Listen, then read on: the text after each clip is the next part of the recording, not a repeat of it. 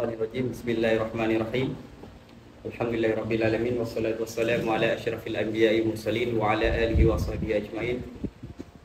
Allahumma yassir wa la tu'assir wa tamil khair. Allahumma yassir wa la tu'assir wa tamil khair. Allahumma yassir wa la tu'assir wa tamil khair. Oke, kita akan mengkaji ilmu makulat. Insyaallah sekitaran 5 ataupun 6 pertemuan selesai.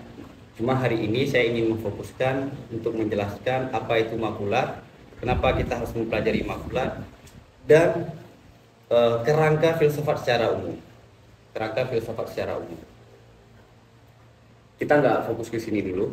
Pertama bahwa saat filsafat, jadi tangga untuk mengenal Tuhan bagi mutakalimin, bagi kita orang Islam ataupun bagi filsafat adalah alam semesta. Jadi alam semesta adalah proyek untuk menjadi kajian. Semua ilmu kedokteran, fisika, kimia, astronomi itu objeknya semua adalah alam semesta. Tergantung sudut pandang mana yang kita fokuskan. Oke.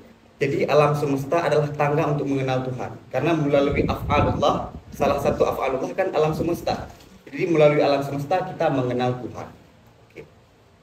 Sebelum kita naik tangga untuk mengenal Tuhan, alam semesta itu dulu apa? Maka para filsuf klasik sebelum era Islam, sebelum Nabi Isa juga, mengkonsepkan apa itu alam semesta.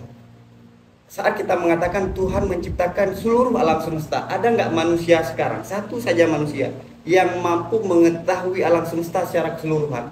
Enggak. Ya kan? Satu wilayah saja, misalnya satu Aceh saja, kita nggak mampu untuk mengetahui keseluruhan wilayah Aceh. Oke, alam semesta ini bukan cuma dunia kan, planet yang lain. Maka para filsuf mengkonsepkan mencari titik temu yang paling umum. Kita nggak bisa mengenal semua manusia di muka bumi ini, tapi kita bisa tahu semua manusia di muka bumi ini tidak terlepas dari beberapa gaya, yakni antara lain berpikir, bergerak. Maka otomatis saat kita mengetahui bahwa manusia itu bisa bergerak dan bisa berpikir, kita sudah mengenal manusia. Walaupun individu manusia kita belum kenal. Oke, jadi filsuf ingin mengenal alam semesta sebelum menetapkan Tuhan terdiri dari apa saja. Maka terjadi perdebatan yang sangat panjang, sehingga di era Aristoteles beliau membuat satu konsep yang kita kenal hari ini dengan makulat ataupun ilmu kategorik. Dia mengkategorikan alam semesta ini terdiri dari apa saja. Dan Aristo pun menyimpulkan ada dua kategori, yakni johar dan arad. Ya kan? Kemudian aradnya terbagi berapa. Kemudian ada terjadi perdebatan dengan Plato dan Neoplato dalam pembahasan pengkategorikan alam semesta. Saat ilmu filsafat diterjemah dalam Islam, para ulama pada dasarnya tidak ikut campur membahas isi sebagaimana yang dibahas oleh filsuf. Kemudian di abad kedua di masa Al-Ma'mun, ya kan, ilmu filsafat berkembang dan diadopsi kira-kira yang bermanfaat selain mantik, yaitu ilmu makulat. Tapi saat ilmu makulat diterjemah dan dimasukkan dalam pembahasan ilmu tauhid, tidak semuanya diterima. Tidak semua konsep yang sudah digagas oleh Aristo itu diterima oleh mutakalimin. Maka ada perdebatan seputaran ilmu makulat dalam madrasah mutakalimin Asy'ariyah, Maturidi. Oke. Siapapun, sekarang kita ingin memperbaiki negara, kita harus membicarakan dulu negara itu apa. Ya kan? Kita misalnya mau masuk dalam dunia fisika. Fisika itu membahas apa? Materi itu apa? Oke? Maka kayak saya ada membuat status kayak Albert Einstein dan Newton. Mereka sebelum menemukan gaya gravitasi, mereka terlebih dahulu ingin mengkonsepkan dulu apa itu waktu. Waktu adalah bagian daripada pembahasan ruang. Oke. Ibnu Taimiyah yang terkenal dengan kehebatannya, tapi ada beberapa pendapat yang bermasalah. Itu berangkat dari pandangan terhadap alam semesta yang bermasalah. Ibnu Taimiyah dalam kitab terakhirnya An-Nubuwat, beliau mengatakan Tuhan menciptakan alam ini bukan dari nol. Kita bisa nggak membuat rumah ini dari nol? Kayak gini, membuat rumah tanpa bahan bisa. Kita nggak bisa membuat rumah tanpa bahan. Begitu juga saat Tuhan menciptakan alam semesta, ada bahan. Maka sama dengan bahan ini terbuat dari apa? Ada bahan sebelumnya. Maka konsep alam semesta bagi Ibnu Taimiyah adalah qadim.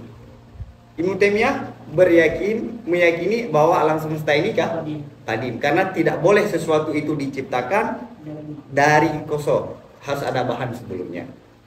Kenapa? Ini titik persoalannya apa? Karena dalam perbedaan dalam menafsirkan maddah wujud. Apa itu materi? Ibnu Taimiyah mengatakan tidak ada di dunia ini, di alam baik alam semesta ini, kecuali dia berbentuk materi. Sehingga dia jatuh dalam pemahaman bahwa Tuhan itu berbentuk, punya bentuk. Oke kan? Kemudian seperti filsafat materialisme karma yang mengatakan asasnya alam semesta ini adalah berawal dari maddah, dari materi. Jadi bagaimana terciptanya alam semesta? Dari materi. Oke. Maka perdebatan kita dengan mereka tentang materi. Apa itu materi? Apakah materi itu juga masuk dari alam lain, yakni alam qadim, yakni tentang metafisik? Oke. Maka saya mau menyampaikan saat itu ilmu mutakallimin, perwakilan dari Islam dan filsuf sama-sama membicarakan ilmu makulat. Oke. Itu yang pertama dulu. Nah, kemudian Syekh Ali Jum'ah mengatakan dalam beberapa karyanya antara lain kitab Qala al-Imam wa Mabadil Ummah mengatakan bahwa kitab ilmu makulat itu masuk dalam semua ilmu keislaman abad ke-6. Coba perhatikan dalam ilmu balaghah. Saat para ulama menjelaskan Bismillahirrahmanirrahim, ya kan? Ar-Rahman, apa makna Ar-Rahman? Kaifiyatun, ya kan? Kaifiyatun rasikhatun fin nafs. Jadi Ar-Rahman itu adalah sifat yang sudah melekat pada jiwa. Rikatun fil qalbi, kan? Makna dasar Rahman. Kemudian diartikan makna kaifiyah itu apa? Nah, kaifiyah itu adalah pembahasan makulat. Hatta dalam menafsirkan Bismillahirrahmanirrahim juga dipakai pembahasan makulat. Jadi sebagaimana menjamurnya pembahasan mantik dalam semua ilmu makulat juga menjamur dalam semua ilmu. Oke.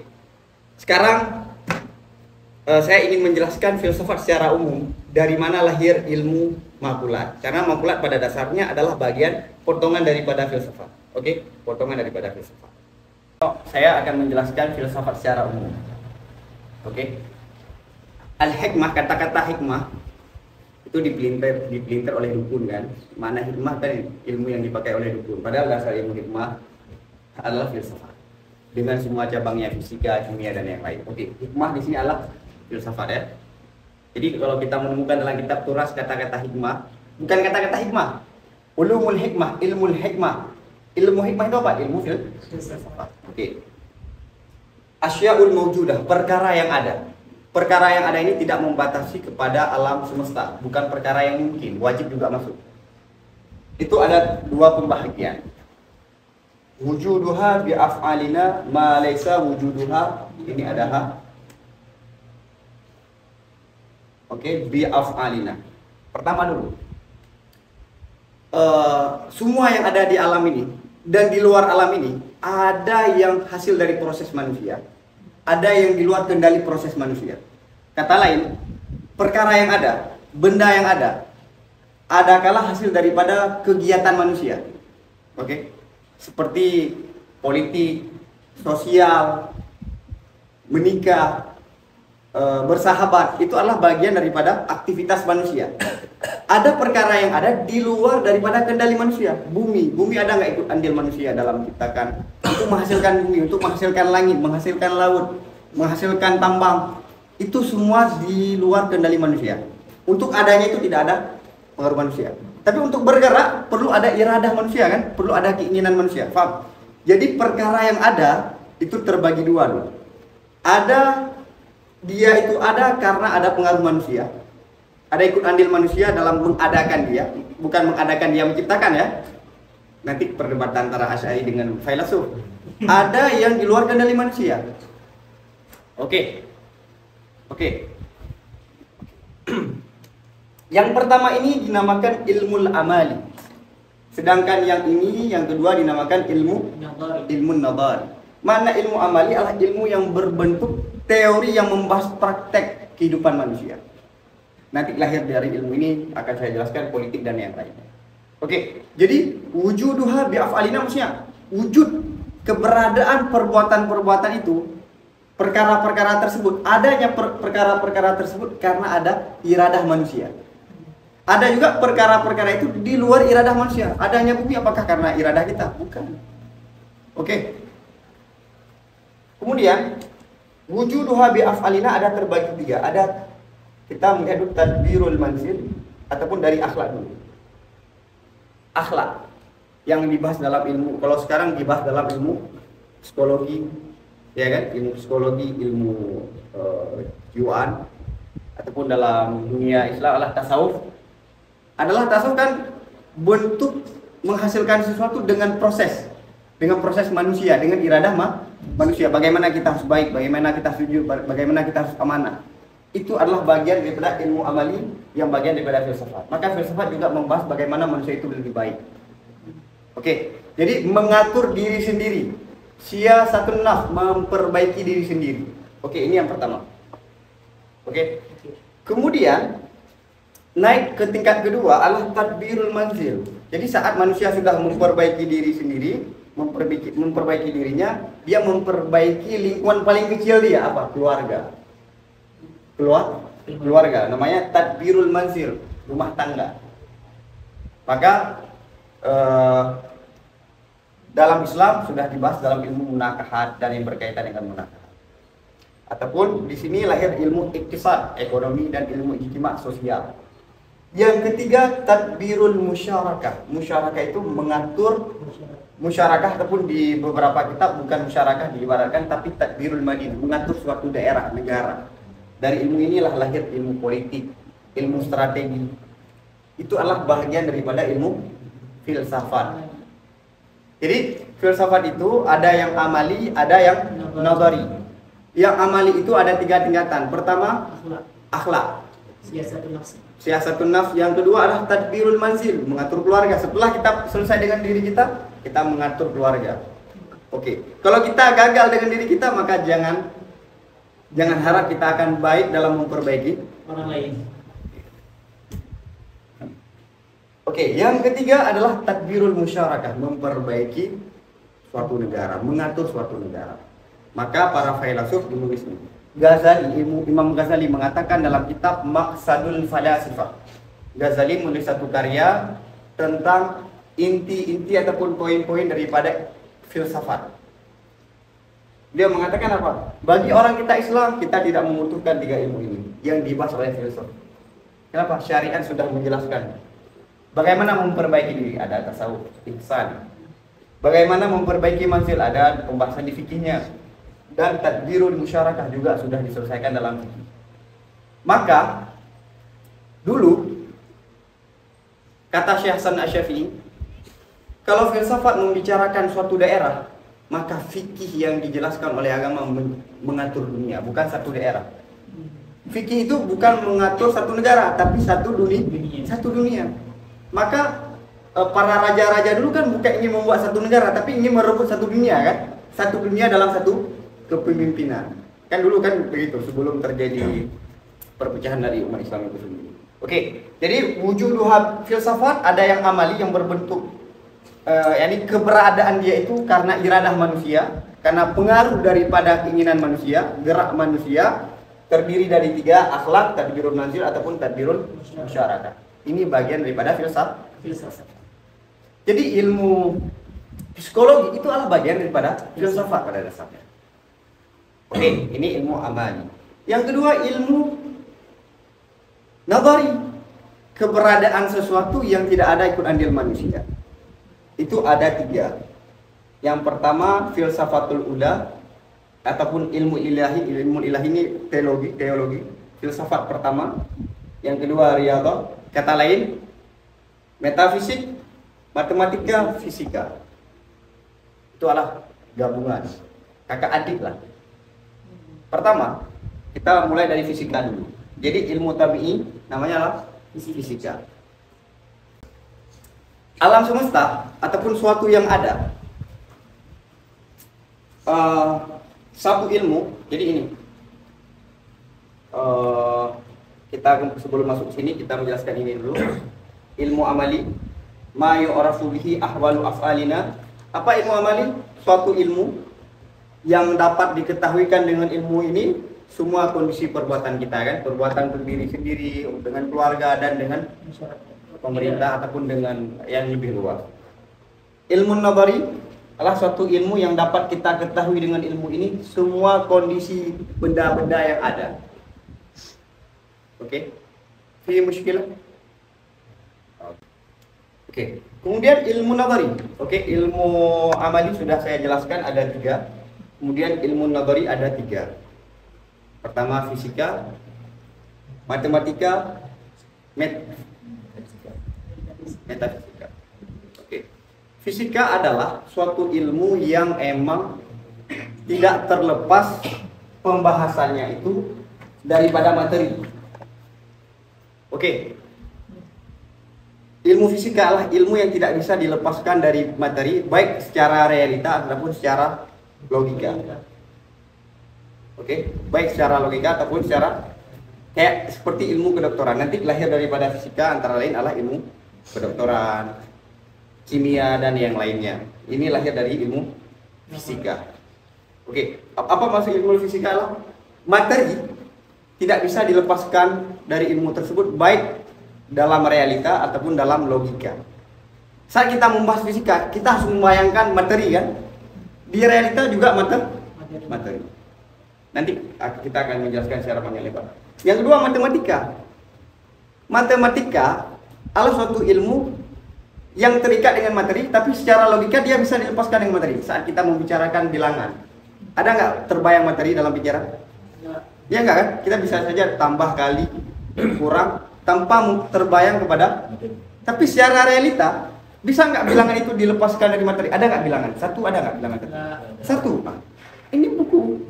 Secara realita, bilangan itu tidak bisa dilepaskan dari materi. Coba mana? 5 misalnya. Mana 5? Coba tunjukkan di alam realita mana 5? Nggak ada. Nah, itu jari. Jari, kan? Ini 5. Jari ini. Jadi, apa? Matematika adalah ilmu yang secara logika dia bisa dilepaskan dari materi, tapi secara realita dia tidak bisa dilepaskan dari materi. Kalau fisika adalah ilmu yang tidak bisa dilepaskan dari materi, baik secara realita dan secara logika. Oke, itu perbedaan antara fisika dengan matematika. Yang ketiga, metafisika ataupun kata lain ilmu ketuhanan. Kalau bahasa ilmu kalam, ilmu tauhid, ilmu akidah. Kalau bahasa barat, teologi ataupun metafisik adalah yang secara realita dia bukan terlepas dari materi, secara logika dia juga terlepas daripada materi. Itu adalah metafisika. Maka Tuhan itu tidak terbentuk, tidak punya ruang, tidak terikat dengan waktu. Jadi filsuf itu mengatakan sedemikian. Oke. Paham ya? Nah, dulu di Yunani ilmu pertama sekali yang diajarkan adalah tabi'i karena lebih mudah. Untuk membahas, mempelajari ilmu fisika itu lebih mudah. Yang kedua baru matematika. Baru masuk ke metafisika.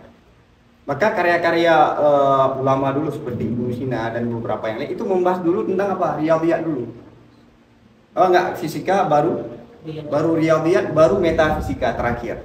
Karena bagaimana kita bisa memikirkan sesuatu yang jauh dari materi? Kita kan selalu berpikir dengan materi, kan?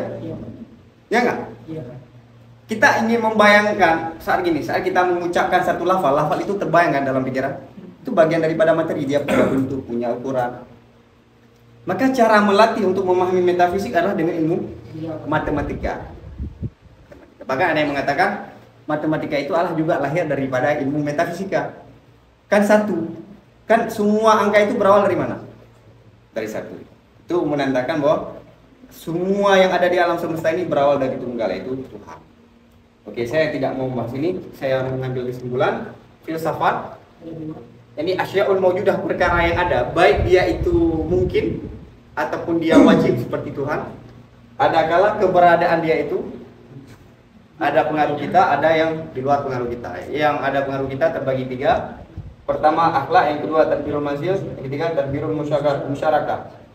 Yang ketiga ilmu nadhari, yang kedua apa? Ilmu nadhari. Terbagi pertama tabi'i, riyadhi ataupun taklimi, pengajaran. Jadi adalah falsafatul ula. Mana falsafatul ula? Filsafat tingkat tinggi. Filsafat tingkat tinggi. Oke. Kalau tidak salah saya, setelah Eropa revolusi industri di Prancis, Hegel, kalau tidak salah saya Hegel itu memisahkan pembahasan metafisika dari fisika. Metafisika dipisahkan daripada fisika. Maka di sekolah-sekolah kita mempelajari apa? Fisika, kimia kan, dan ilmu-ilmu matematika. Di barat itu dipisahkan. Maka kedokteran menjadi ilmu yang independen, terlepas daripada metafisika. Maka sekarang ilmuwan-ilmuwan di barat ingin mengembalikan ilmu fisika, kedokteran, fisika dan kimia untuk dihubungkan di bawah metafisika. Kenapa? Kenapa? Karena sekarang orang tidak takut mempelajari ilmu kedokteran, dijadikan objek tajribah, eksperimen manusia. Banyak orang-orang di Afrika dijadikan sebagai bahan percobaan. Bom dijadikan bahan percobaan untuk membunuh manusia. Padahal itu sebenarnya buat kisru dulu, kacau, kemudian lawan, baru bom. Padahal bom itu untuk apa? Untuk percobaan. Seperti yang dilakukan oleh yang disesali oleh Oppenheimer, ya kan? Yang bom atom yang dijatuhkan di Jepang itu kan Oppenheimer yang buat. Dan beliau sangat menyesal. Itu salah satu faktornya apa? Karena ilmu fisika dipisahkan daripada metafisika. Dia melihat, manusia sekarang melihat alam semesta itu, melihat secara keseluruhan dari satu sisi saja. Oke. Paham ya? Bahaya. Nah, oke. Jadi kerangka filsafat tahu kan? Ada dua, ada ilmu amali, ada nadah. Masing-masing keduanya terbagi tiga, semuanya 6. Dan semua ini nanti ada cabang, ilmu tibi, ilmu tabi'i, nanti kedokteran, nanti kita akan baca di kitab. Oke, ada pertanyaan yang perlu saya ulangi? Nyoba ya, dayang dulu. Tugas dong sini untuk memahamkan orang-orang. Kadang lebih inform dari dong, cipat. Itu yang harus dong ulang kembali. Ya, lagi lah.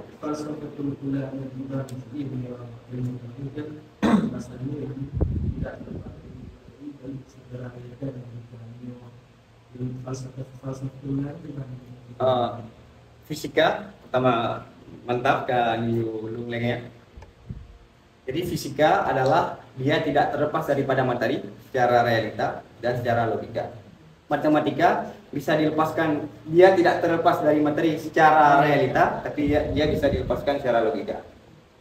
Sedangkan metafisika dia terlepas daripada materi baik secara realita dan secara logika. Maksudnya apa? Dia tidak terikat dengan materi. Tuhan tidak terikat dengan ruang, terikat dengan waktu. Maka pertanyaan Tuhan di mana itu salah.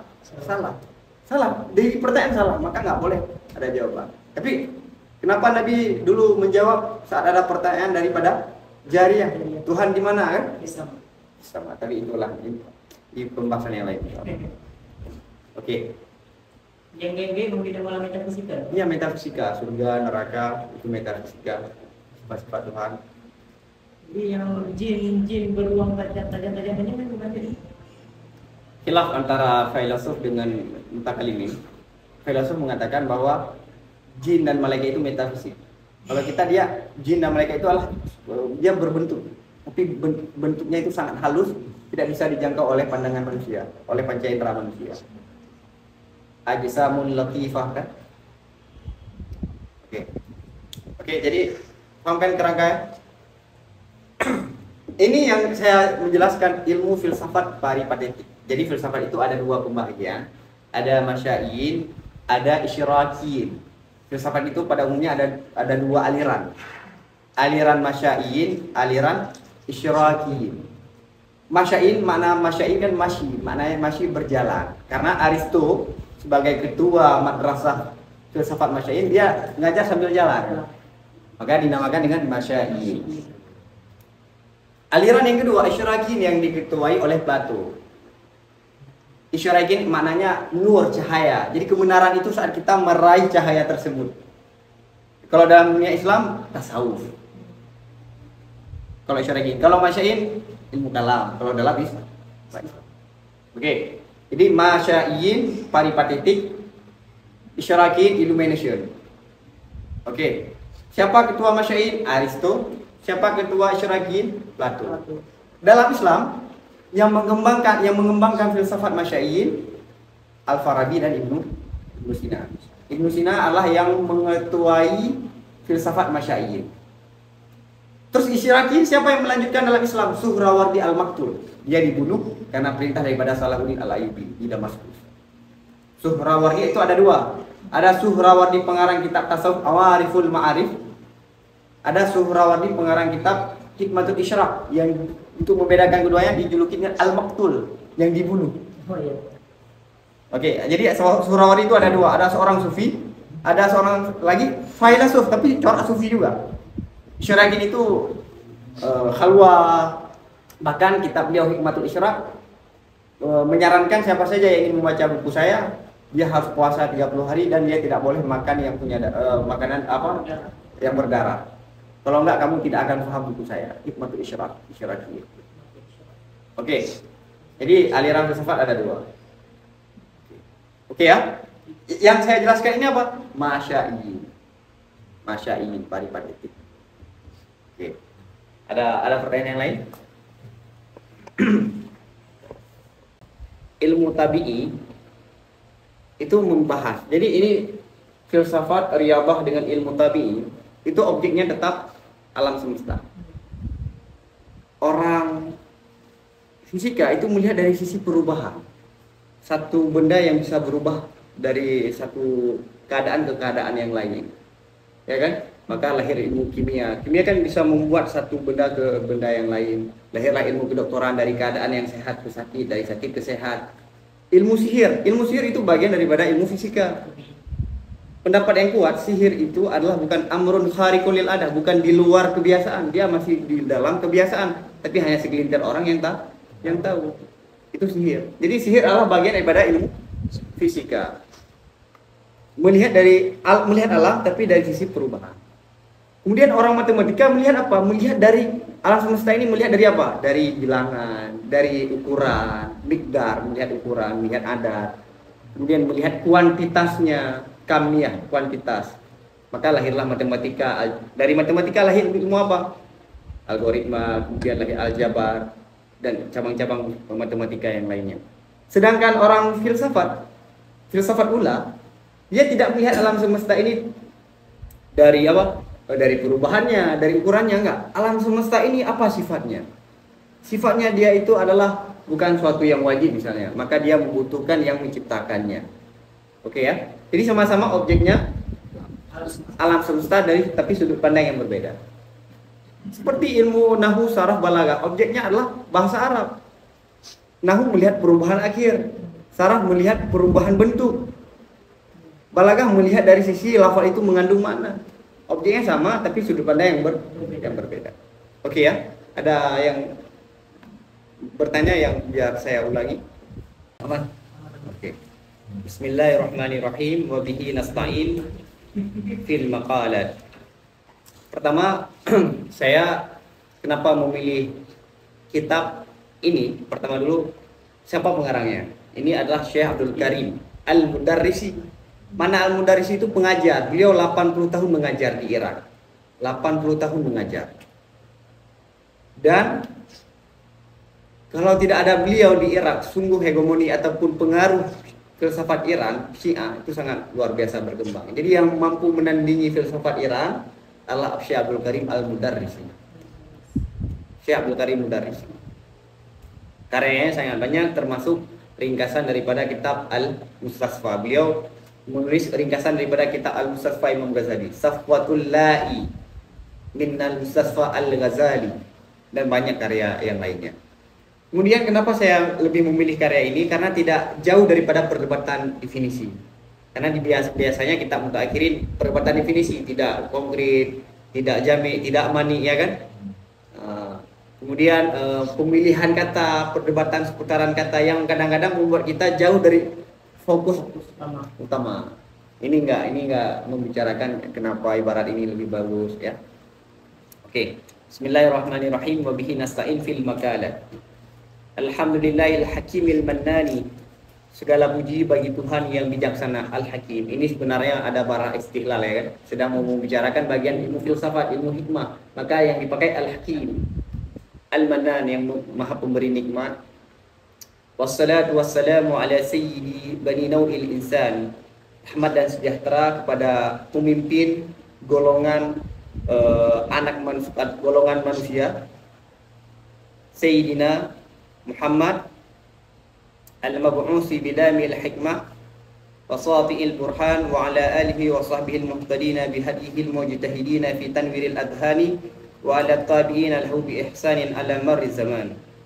yakni rahmat dan sejahtera kepada pemimpin anak daripada golongan manusia, pemimpin manusia itu Nabi Muhammad SAW, Sayyidina Muhammad yang diutuskan dengan kekuatan hikmah dan wasati itu kilatnya burhan. Maksud kilatnya burhan, ini burhan itu argumen yang paling kuat. Burhan itu kan argumen yang pasti.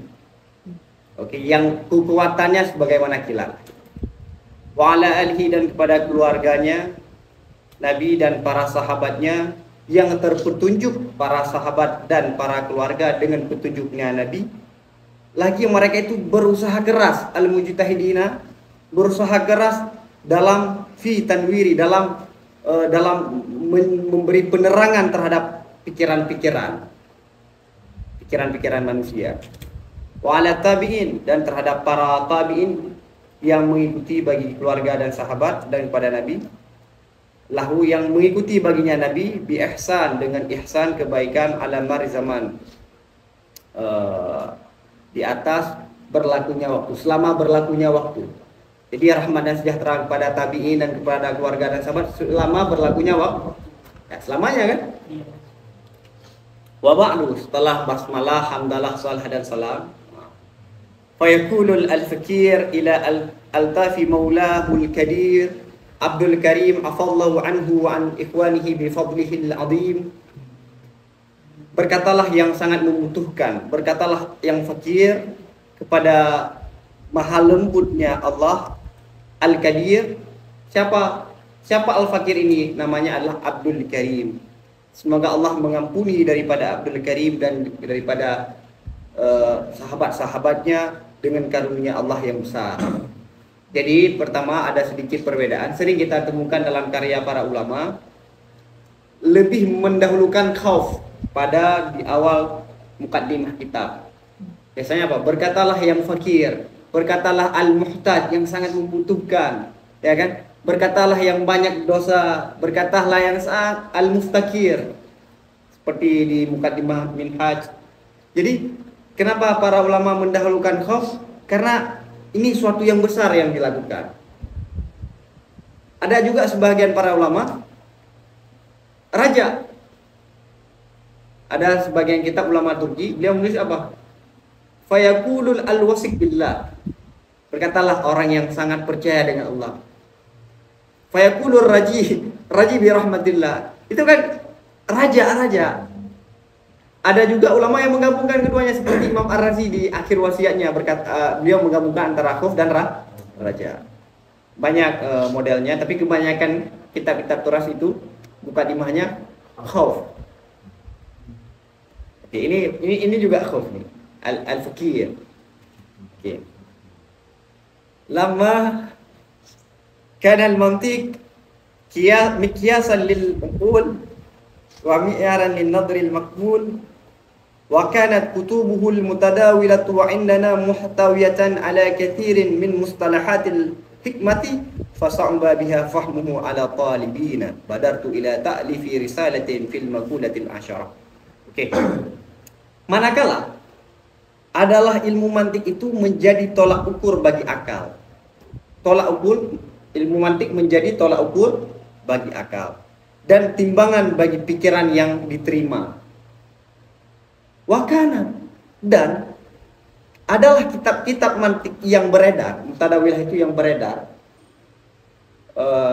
pada kami, indana pada kami, itu mencakupi di atas kebanyakan daripada istilah-istilah filsafat.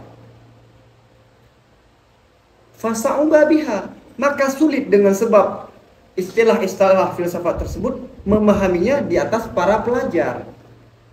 Paham? Jadi ilmu mantik, pertama ini fokusnya ke mantik. Jadi ilmu mantik itu adalah timbangan bagi akal, ya kan? Menjadi tolak ukur kebenaran. Yang mana dalam kitab mantik yang beredar sekarang banyak sekali kandungan-kandungannya, banyak sekali istilah-istilah daripada filsafat. Dan sulit dipahami oleh pelajar memahami istilah tersebut dalam kitab mantik. Badartu, aku bersegera, niscaya aku bersegera, kata Al-Fakir, untuk menulis satu risalah, ini kitab kecil, dalam menjelaskan makulat 10, kategori 10, dan perkara-perkara yang lain, minal muhimmatil mustahirati, daripada perkara-perkara yang penting lagi yang masyhur. Oke? Untuk apa? Supaya adalah risalah ini menjadi pengantar persiapan, pengantar mukaddimah, pengantar lagi persiapan bagi orang yang memiliki semangat fi fahmi ma yajidunahu min ilmil hikmah, dalam memahami sesuatu yang mereka temukan akan sesuatu tersebut daripada ilmu filsafat. Jadi karya ini saya tulis untuk apa? Menjadi pengantar persiapan nanti untuk memahami daripada yang berkaitan ilmu filsafat. Oke. Jadi sering orang belajar mantik menjelaskan istilah filsafat dengan istilah mutakalimin. Ada ulama Syekh Al-Kalyubi. Kalyubi terkenal dalam ilmu fikih sebagai muhasyi, penulis hasyiah terhadap Kanzur Ragibi, kan, kitab Mahalli. Beliau juga ada menulis dalam ilmu mantik hasyiah ala Isa Guji, gloss terhadap komentar terhadap syarah Syekh Zakaria Al-Ansari terhadap Isa Guji. Beliau dikritik habis-habisan oleh Ahmad Malawi dan oleh Syekh Hasan Attar. Kenapa? Karena beliau mencampur aduk antara istilah mutakalimin dengan istilah filsafat. Mantik inilah potongan filsafat dan ditulis dengan bahasa filsafat. Sekarang diterjemah dengan bahasa mutakalimin. Sering kita menemukan kata-kata johar. Johar itu apa? Partikel paling kecil. Salah. Bahkan menerjemah johar itu adalah atom. Salah. Jisim itu apa? Gabungan dari partikel yang dua partikel kecil, kan, paling kurang. Salah. Bukan itu jisim yang dimaksudkan dalam ilmu mantik. Sangat banyak menjelaskan jisim, johar dengan istilah mutakalimin. Sangat banyak. Oke, ada nuktah nanti, ada satah, ada khat. Oke ya. Kenapa? Karena tidak mengetahui istilah-istilah filsafat. Yang kedua, karena filsafat tidak diajarkan. Oke ya. Waratabtuha, aku menyusun risalah ini. Waratabtuha, aku menyusun risalah di atas 2 mukaddimah dan beberapa makalat dan satu pengantar dan satu pengakhiran. Makasih Lupi. Wasamaituha, aku namakan risalah ini dengan al-maqalat fil maqulat. Beberapa kalau bahasa sekarang kan makalatnya kan esai. Al-maqalat fil maqulat. Wa hadaituha, aku menghadiahkan. Nah, ini maksudnya yang beliau hadiahkan bukan kitabnya tapi ilmunya. Aku hadiahkan akan risalah ini kepada kawan-kawan yang memiliki tabiat ingin memahami. Kata lain, tabiat yang semangat. Ya kan? Wallaha subhanahu, dan akan Allah maha sucinya Allah, aku minta akan bermanfaat dengannya risalah bagi aku pertama sekali. Kata, dan bagi para penuntut ilmu baik dalam di dunia dan pada hari bertemu sang pemilik alam semesta. Oke ya.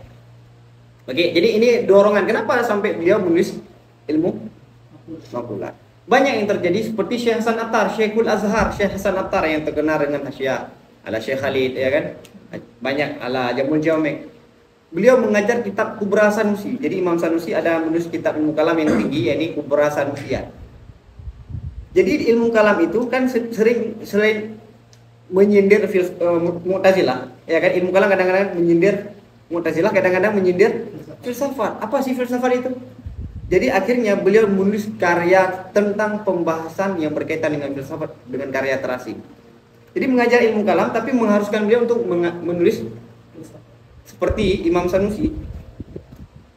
Beliau membuat satu argumentasi Tuhan itu ada tentang perubahan manusia dari cairan mani sehingga menjadi manusia. Ilmu apa itu dalam kedokteran? Bukan, ya dia bagian dari biologi. Proses embrio kan? Embrio itu kan? Embriologi. Kalkologi itu. Pakai logi mana aja. Jadi kan? Ya, logi ilmu. Ya, yang katanya ya embrio. Kata lain dari ilmu Alam, ilmu alam. logi jadi ilmu kalam ada kadang membahas ilmu biologi, maka mengharuskan kita harus menjelaskan pembahasan ilmu biologi, ya kan? Kayak ini beliau sedang mengajarkan nanti ada istilah filsafat, beliau harus menulis satu risalah tentang filsafat. Oke ya. Al-Muqaddimatul Ula, muqaddimah pertama. Kan beliau ada 2 muqaddimah, beberapa makalat dan 1 khatimah penutup. Muqaddimah yang pertama, hikmah filsafat. Al-Muqaddimatul Ula, pengantar pertama, al-hikmah filsafat. Apa sih makna ilmu filsafat? Jadi sering kita mendengar filsafat. Apa sih arti filsafat? Definisi filsafat secara umum ya. Filsafat yang mencakupi ilmu kedokteran, biologi, fisika, matematika semuanya. Oke? Apa? Ilmun bi ahwalil mawjudatil kharijiyati ala ma hiya alaihi fi nafsil amri bi qadri taqatil basyariyah. Jadi yang kita baca di atas ya, di bawah enggak. Filsafat adalah satu pengetahuan, satu ilmu pengetahuan dengan kondisi-kondisi yang ada, benda-benda yang ada, mengetahui dengan kondisi-kondisi yang ada, benda-benda yang ada, mewujudat benda-benda yang ada, perkara yang ada ya. Yang perkara yang ada itu wujudnya itu di realita. Jadi gini, ada wujud khariji, ada wujud zihni. Wujud khariji itu ya seperti wujud kita sekarang ini namanya wujud khariji. Wujud zihni adalah wujud yang ada dalam pertimbangan akal. Oke. 1 tambah 1 itu 2, itu wujud fizikni.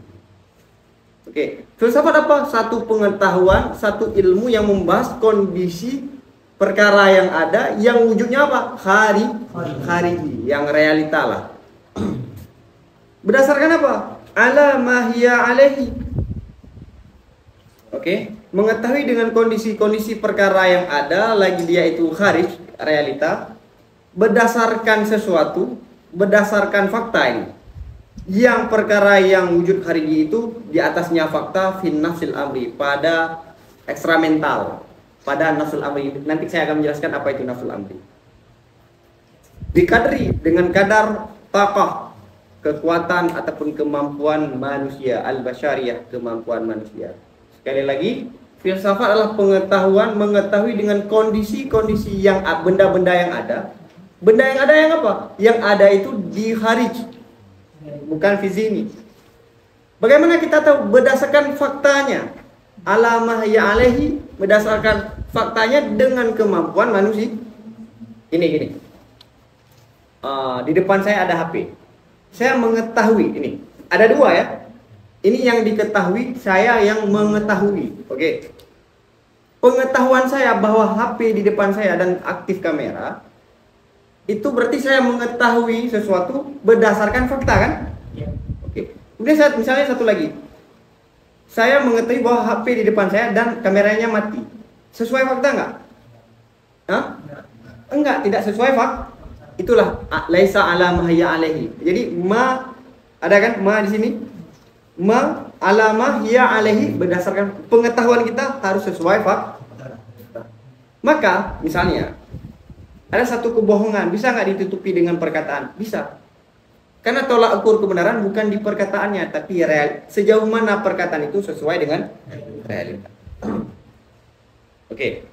Jadi filsafat adalah satu ilmu untuk mengetahui kondisi-kondisi perkara wujud itu dengan kemampuan manusia untuk mengetahui apa? Mengetahui perkara itu sesuai faktanya. Misalnya, ada orang sakit. Ini perkara mewujud nggak? Orang sakit. Sakit itu mewujud realita kan? Kita harus mengetahui sakit itu bagaimana realitanya, apa kendalanya. Kemudian kita harus mencari obatnya. Tuhan itu ada nggak? Tanpa dipikirkan oleh manusia, Tuhan itu sudah ada. Diakui ataupun tidak diakui, Tuhan itu tetap ada. Bermasalahnya apa? Persoalannya, sejauh mana pengetahuan manusia sesuai dengan fakta. Semua kita bisa berpikir, tapi tidak semua pikiran benar. Semua orang meyakini adanya Tuhan, tapi apakah semua keyakinan tentang Tuhan itu benar? Belum tentu semua keyakinan itu sama. Kenapa? Ada yang sesuai dengan fakta, ada yang tidak sesuai dengan fakta. Oke. Saya ingin menjelaskan ada 3 istilah. Pertama, nafsul amri. Yang kedua, al-khariji. Yang ketiga, az-zihni. Oke, ada 3. Saya ingin memulai dari khariji dulu. Khariji. Fil kharij, sering kita temukan fil kharij, fil waqi'. Makna fil kharij adalah perkara yang realita. Perkara yang ada di luar pikiran manusia. Jadi makna kharij adalah sesuatu yang ada di luar pikiran manusia. Maksudnya apa? Dia bukan dalam ruang pikiran. Misalnya, kita ini ada kan? Diakui ataupun tidak diakui, kita sedang duduk ngobrol di sini, kita tetap ada kan? Jadi adanya kita bukan bergantung pada pikiran. Itu namanya fil kharij. Keberadaan dia itu di luar pikiran manusia. Mana di luar pikiran manusia bukan diatur oleh pikiran manusia. Andai tidak diatur, suhu kita tidak ada kan nggak ngaruh kan? Oke. Itu makna fil kharij. Ada makna fizini. Fizini itu adalah apa? Sesuatu yang dibuat oleh pikiran. Bisa nggak kita adakan hayalan-hayalan sesuatu yang tidak ada? Bisa nggak kita hasilkan secara akal? Bisa kan? Itu fil zihni, namanya fil zihni, cuma dalam otak pikiran. Oke. Misalnya kita katakan dinosaurus itu ada nggak? Realitanya nggak ada kan? Fil kharijnya nggak ada. Tapi fil zihni bisa kan kita buat, kita racik. Orang bisa terbang, bisa nggak?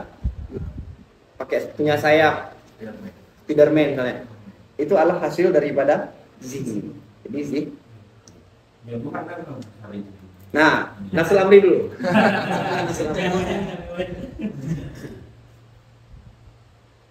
Yang ketiga, nafsul amri. Ekstramental nih bahasa Latinnya. Nafsul amri yakni dia adalah faktanya sesuatu. Ekstramental itu adalah kebenarannya sesuatu. Misalnya begini. 1 tambah 1 2, sah. Ya kan? 1 tambah 1 sama dengan 2, itu adalah nafsul amrinya 1 tambah 1 2. Jadi nafsul amri itu adalah kebenarannya sesuatu tanpa pertimbangan akal. Diakui ataupun diakui oleh akal, dia tetap ada. Paham? Kita misalnya ada manusia tidak mengakui keberadaan saya misalnya. Saya tetap ada kan? Jadi tidak kebergantungan dengan pikiran, dengan anggapan. Oke. Nafsul amri dengan kharij itu tasawi. Umum khusus mutlak. Umum. Jadi begini, sebelum itu saya jelaskan dulu. Kharij itu pasti benar nggak? Kharij itu pasti benar. Pikiran manusia tentang kharij itu ada benar, ada salah. Ya kan? Ya kan? Kebenaran itu tetap ada. Sejauh mana pikiran manusia itu mendeteksi kebenaran? Kalau sesuai dengan fakta, maka benar. Kalau tidak sesuai, maka salah. Kharij selalu benar nggak? Selalu benar kan? Zihni apakah selalu benar? Kadang-kadang benar, kadang-kadang salah. Oke. Nah, yang diperoleh oleh akal, analisa akal yang sesuai dengan fakta, maka namanya apa? Benar. Hak. Oke. Kapan kita katakan seorang itu jujur? Saat ucapannya sesuai dengan realita, ya kan? Ada juga ucapan yang tidak sesuai dengan, saat kita mengatakan itu salah. Kenapa salah? Apa yang salah? Pikirannya, anggapannya, analisanya, perhitungannya yang salah. Saat kita misalnya ingin menghitung, ada hitungan yang benar, ada hitungan yang salah. Makna salah apa? Tidak sesuai yang dia hitung dengan realita. Yang benar apa? Hitungannya sesuai dengan realita. Paham dulu? Jadi proses akal kadang-kadang benar, kadang-kadang salah. Oke, di luar akal tadi yang harif pasti benar dong. Ya kan? Pasti benar. Oke. Nah, pikiran manusia yang sesuai dengan fakta namanya benar, maka dia dikatakan nafsul amri. Hasil pikiran manusia sesuai dengan nafsul amri namanya. Pikiran manusia yang tidak sesuai dengan realita, dia tidak dinamakan dengan nafsul amri karena salah. Salah. Oke. Jadi nafsul amri terbenar kepada kharij, terbenar juga kepada zihn. Tapi zihn yang mana? Yang benar. Karena apa? Zihn itu ada dua tadi. Ada pikiran manusia yang benar sesuai dengan fakta, ada yang tidak sesuai dengan fakta. Yang sesuai dengan fakta dikatakan zihn, yang tidak sesuai dengan fakta dikatakan apa? Tidak dikatakan nafsul amri karena salah. Tidak dikatakan. Oke. Fil kharij? Oke, sekarang pertanyaan. Siapa lebih umum nafsul amri dengan kharij? Nafsul amri terbenar kepada kharij, terbenar kepada zihni yang benar, pikiran yang sesuai dengan realita. Jadi nafsul amri dengan kharij apa? Umum khusus mutlak. Siapa yang lebih khusus? Kharij. Kharij pasti nafsul amri. Nafsul amri boleh kharij, boleh zihni, tapi yang Oke, jadi ingat, hubungan kharij dengan nafsul amri itu umum khusus. Hubungan zihni dengan nafsul amri umum khusus min wajhin. Oke, jadi umum khusus min wajhin tidak saya jelaskan lagi, tapi nanti dirujuk di pembahasan mantik. Mana umum khusus min wajhin apa? Pada yang benar, pikiran yang sesuai dengan fakta, dia dikatakan zihni nggak? Ya kan? Dikatakan nafsul amri? Bertemu kan? Pikiran yang salah, yang tidak sesuai dengan fakta, zihni nggak? Apakah nafsul amri? Nah, di situ tidak bertemu. Kharij, dia yang katakan nafsul amri? Kharij, dikatakan nafsul amri? Iya. Apakah dikatakan zihni? Oh, belum. Emang bukan. Bukan. Maka hubungan nafsul amri dengan zihni umum khusus min wajhin. Mana umum khusus min wajhin? Kadang-kadang bertemu, kadang-kadang tidak. Kayak manusia itu putih. Belum tentu manusia itu putih, belum tentu putih itu manusia. Kadang-kadang bertemu. Putih itu, beliau manusia dan putih. Kemudian peci, ini putih tapi bukan manusia. Nah ini manusia tapi nggak putih. Paham? Kadang-kadang bertemu, kadang di sisi yang lain dia tidak bertemu. Oke. Zihni dengan nafsul amri bertemu di mana? Pada zihni yang benar. Logika yang benar itu zihni dan nafsul amri. Logika yang salah zihni tapi bukan nafsul amri. Kharij nafsul amri tapi bukan zihni. Oke, ini pembahasan yang sangat penting. Sangat penting yang saya ringkas dalam ini 5 menit ya. Ya kan? Tentang nafsul amri. Ada kitab yang bagus tentang nafsul amri yang ditulis oleh Syekh Syarif Al-Jurjani, Nasruddin At-Tusi dan Sa'aduddin Kalambawi yang ditahqiq oleh Syekh Sa'id Sudan. Waqi kadang-kadang ditafsirkan dengan nafsul amri, kadang-kadang dengan makna khah. Nah, Tuhan itu wujudnya apa? Fil kharij, ingat. Fil kharij itu bukan arti harus berbentuk. Ingat, kharij itu wujud fil kharij bukan arti dia harus punya bentuk seperti kita. Maka Allah mawjudun fil kharij. Maksudnya apa? Keberadaannya itu tidak tergantung dengan akal manusia, dengan pikiran manusia. Dia keberadaan dia terpisah. Diakui ataupun tidak diakui dia tetap ada. Oke. Sebagian para sufi mengartikan nafsul amri itu apa? Alam usul, alam idenya Plato, ataupun samsam, alam samsam. Ibnu Arabi Ar-Rumi, sering Ibnu Arabi ya kan, Al-Jili. Jadi ada suatu aliran tasawuf. Semua kita ini adalah hasil daripada senter cahaya. Ini ada cahaya kan, lampu ada cahaya. Tapi hakikat cahaya siapa? Matahari. Gini, ada satu alam, di situ semua hakikat terkumpulkan. Kita ini adalah cerminan daripada, bayangan daripada. Jadi ada alam ini, paham? Jadi ada satu alam namanya alam samsam. Semua yang ada di dunia ini, di alam semesta ini, di situ berkumpul. Sebelum ada kita, jadi kita inilah manifestasi daripada ini, cerminan daripada ini, kayak senter, Pak. Begitu dimatiin ini semua hilang. Wahdatul wujud lah. Ada yang menafsirkan nafsul amri seperti itu, tapi salah. Ada yang menafsirkan nafsul amri itu lauh mahfuz. Sering kalau baca kitab fikih kayak Asy'ah Bajuri, itu ditafsirkan nafsul amri lauh mahfuz. Yani hadza qila. Wakila.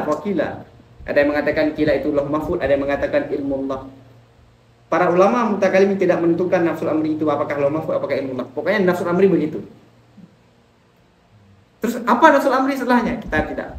Nah, ada pembicaraan selanjutnya, apakah hakikat itu dijadikan 1 tambah 1 2? Siapa yang menjadikan 1 tambah 1 2? Ataupun dia dijadikan ataupun emang 1 tambah 1 emang 2? Kalau dijadikan bisa itu. Nah, gimana? 1 tambah 1 2 itu dijadikan. Berarti kalau dijadikan, siapa yang jadikan? Allah, Tuhan. Berarti Tuhan bisa nggak menjadikan 1 tambah 1 bukan 2? Bisa. Mustahil dong. Berarti hakikat itu dibuat ataupun dia sudah ada dengan sendirinya. Ada kitab khusus tentang pembahasan al-haqaiq maj'ulah atau ghairu maj'ulah. Ditulis oleh Syekh Hasan Attar tentang hakikat itu dijadikan ataupun tidak dijadikan. Oke, saya tidak mau melebar ke pembahasan tentang hakikat dijadikan ataupun tidak dijadikan. Oke, jadi kembali ke filsafat dulu. Apa filsafat? Ilmun bi ahwalil mawjudatil kharijiyati ala ma hiya alaihi fi nasil amri bi qadri taqatil basyariyah, dengan kemampuan manusia. Dan makna kadar kemampuan manusia adalah manusia pertengahan, bukan yang paling cerdas. Bukan yang standar bawah. Kalau standar bawah semua filsuf. Semua ada konsep pengetahuan masing-masing. Filsuf, dikit-dikit filsuf. Enggak. Pertengahan manusia. Jadi makna filsafat adalah satu ilmu untuk mengkaji kondisi-kondisi perkara yang ada sesuai realit dengan kemampuan manusia. Itu definisi daripada ilmu filsafat.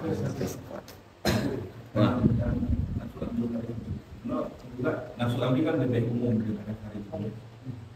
Itu yang kharij tidak nafsu amri.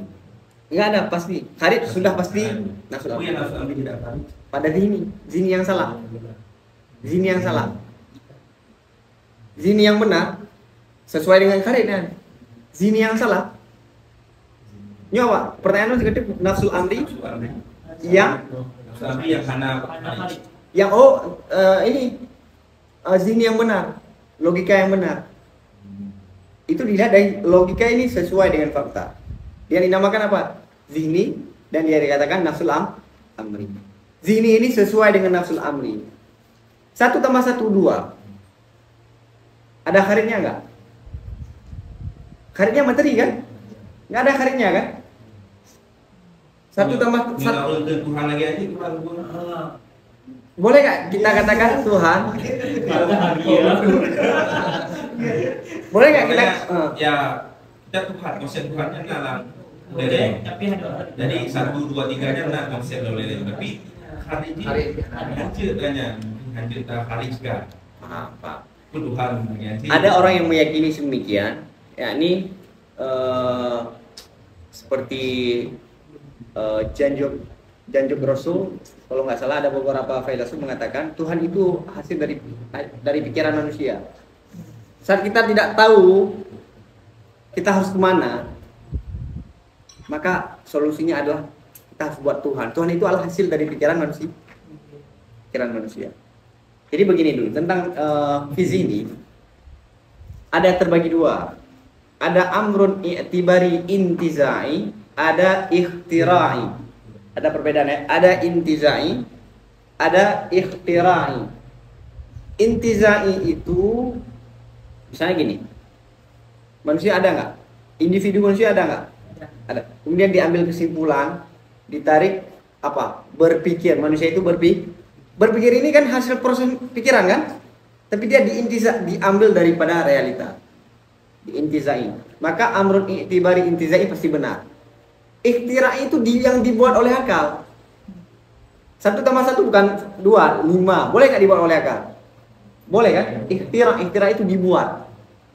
Maka amrun i'tibari ikhtira itu salah. Amrun i'tibari intizai itu oke, paham ini. Kemudian tentang bilangan. Bilangan itu dari mana di pengkajiannya? Dari fisika. Alam semesta, tapi sudut pandang apa? Ukuran, kuantitas, bilangan. Nah, diintiza lah dari alam semesta ini adalah ilmu matematika. Oke, setelah kita mengkaji fisika matematika, Tuhan tidak boleh secara punya argumen, Tuhan tidak boleh bagian daripada fisika, bagian daripada alam semesta ini. Tuhan tidak boleh berbentuk, Tuhan tidak boleh terkurung daripada ruang dan waktu. Maka Tuhan tidak boleh berbentuk, tidak boleh terikat dengan waktu dan ruang. Maka Tuhan di luar itu semuanya. Itu kesimpulan akal. Kesimpulan akal adanya Tuhan. Andai manusia tidak diciptakan, Tuhan itu tetap ada dan sudah ada. Jadi bukan saat kita berpikir maka gini, saat aku berpikir Tuhan itu ada, salah. Saat aku berpikir aku menemukan adanya Tuhan. Menemukan. Bukan saat aku berpikir maka Tuhan itu ada. Berarti pikiran kita dulu baru adanya Tuhan. Jadi masalah bilangan kayak tadi, bilangan itu ada intizanya, ada tempat pengambilannya. Apa? Alam semesta dulu. Tentang kayak Tuhan, dia bukan bagian daripada alam. Terus intizanya bagaimana? Berangkat daripada akal. Kita menemukan Tuhan, adanya Tuhan itu adalah kesimpulan daripada logika. Kenapa sekarang banyak ateis, agnostik di Eropa? Karena mereka mengatakan Tuhan nggak bisa dilihat, Tuhan nggak bisa ditemukan. Maka aku nggak percaya sesuatu yang tidak bisa ditemukan dengan panca indera, dengan eksperimen ataupun dengan sains. Padahal ada satu konsep yang diyakini oleh akal manusia, apa? Sebab dan musabab, ataupun kosmologi. Dalil kosmologi, ini semua perkara itu pasti ada sebabnya. Sebab penyebabnya itu pasti ada kan? Kalau misalnya kita tidur, tiba-tiba pas kita bangun, kita berada di suatu tempat yang sangat mewah, dengan arsitektur yang sangat indah, dengan barang-barang antik yang sangat mewah. Pasti kita tanyakan, ini siapa yang buat? Ya enggak? Terus kenapa saya di sini? Ya kan? Begitulah hasil alam semesta. Ini pasti ada penyebabnya. Jadi kesimpulannya, matematika itu kesimpulannya matematika karena ada intiza. Ada intizanya. Apa? Ada cerminannya. Dia diambil daripada proses analisa alam semesta, tapi dari sisi ukuran, bilangan. Sedangkan Tuhan dia bukan fisik. Terus bagaimana? Ini fisik ini yang teratur yang sangat ini tidak mungkin ada tanpa ada yang mengadakan. Berdasarkan konsep inilah keluar pembahasan metafisika. Gimana? Mohon. Jadi bukan ada ini dulu baru melahirkan ilmu ini. Ya benar. Oke. Gimana? Tentang hadiah. Jadi tentang hadiah kan apakah dia diartikan sebagai maksud ataupun hadiah yang lebih luar? Lebih luar maksud. Lebih luar daripada maksud. Lebih luar maksud. Bagaimana gambaran lebih luar? Tuhan itu maksud nggak? Tuhan itu bisa didapatkan dengan panca indera? Tidak, tapi fil kharid ada. Mana fil kharid? Dia tidak ada intervensi daripada akal. Diakui ataupun tidak diakui oleh akal, Tuhan itu tetap ada. Terus Tuhan itu maksud, kalau maksud dia berbentuk. Maka kharid itu lebih umum daripada maksud.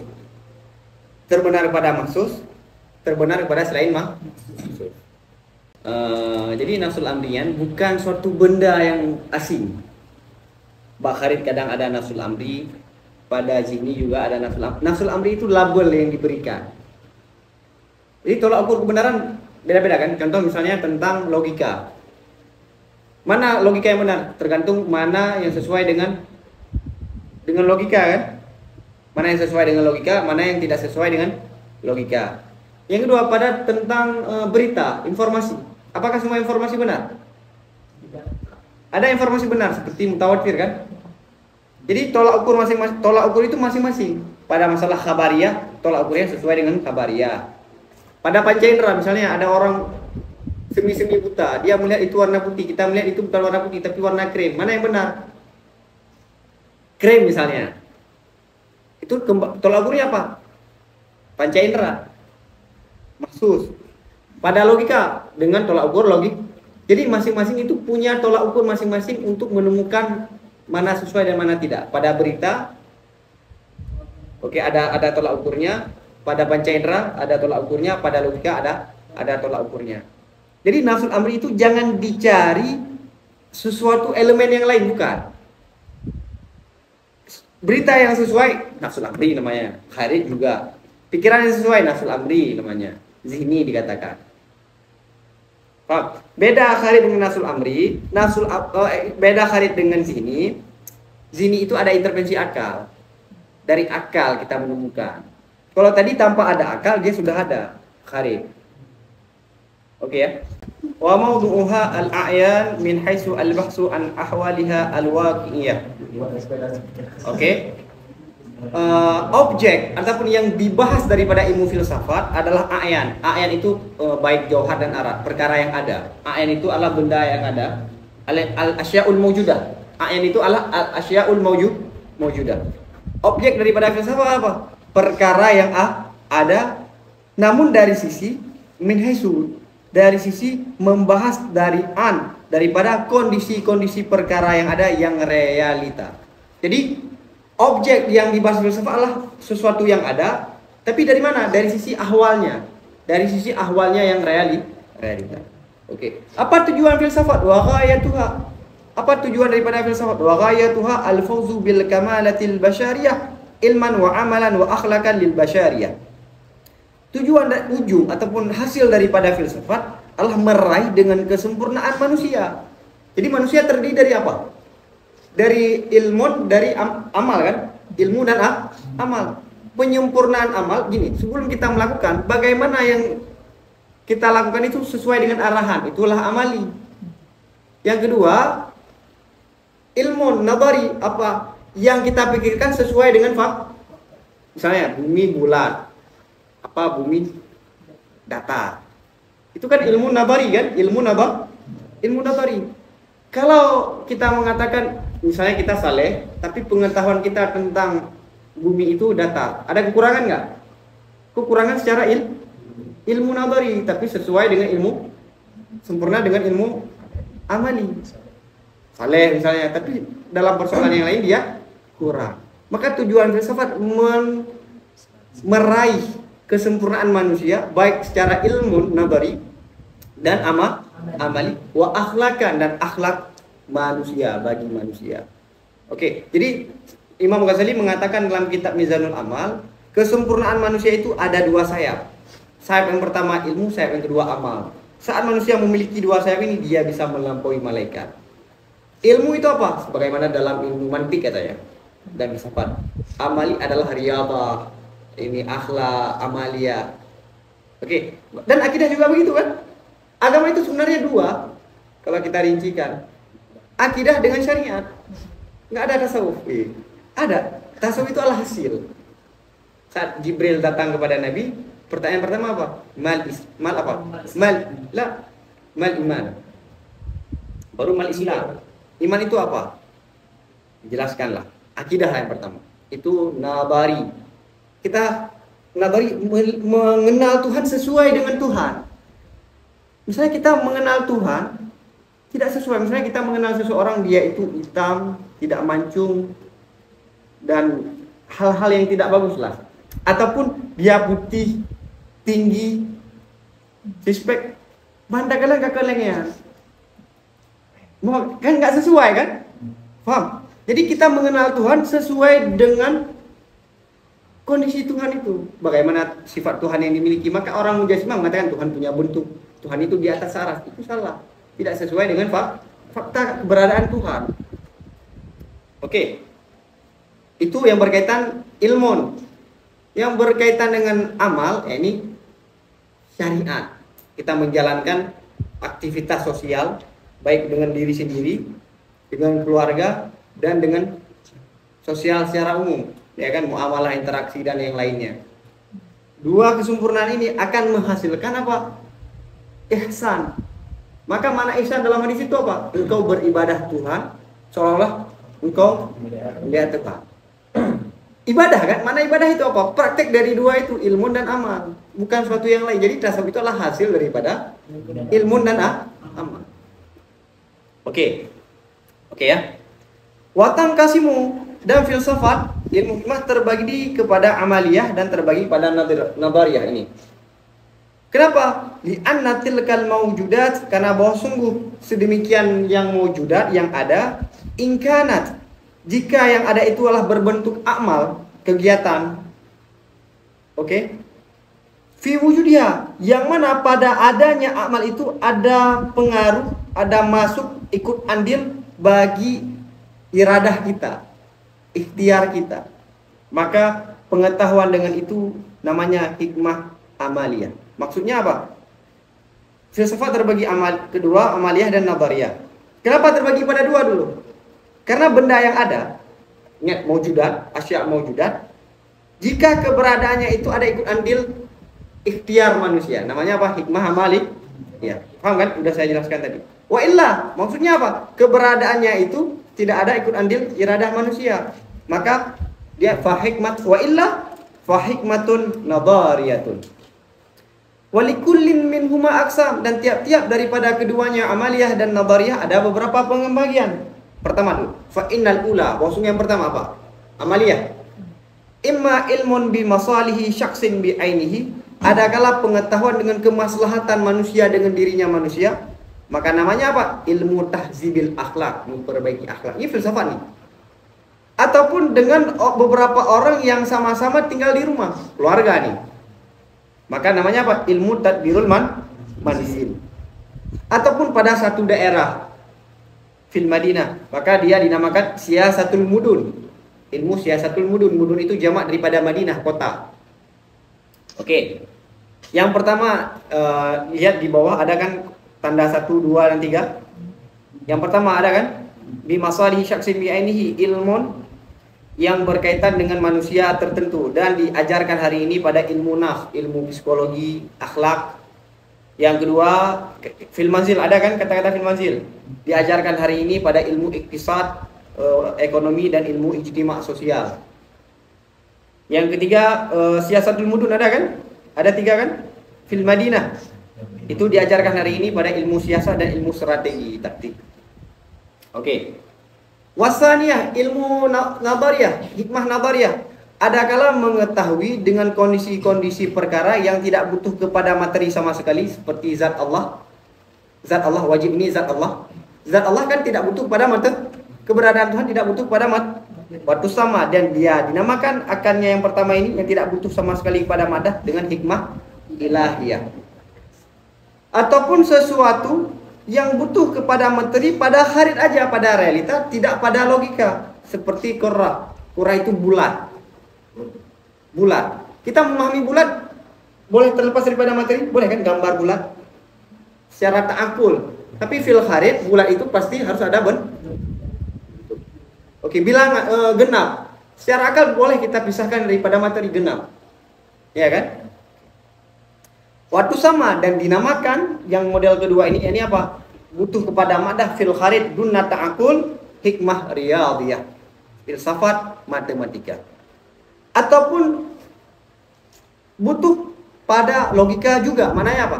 Butuh pada madah, butuh kepada madah fil kharid dan pada maka ada aidan. Jadi bukan pada ta'akul aja nih, misalnya gabungan fil kharid dan seperti manusia. Manusia, pembahasan manusia tertentu tetap tidak bisa dilepaskan daripada objek manusia kan? Waktu sama dan dinamakan dengan ilmu filsafat fisika tabi'iyah.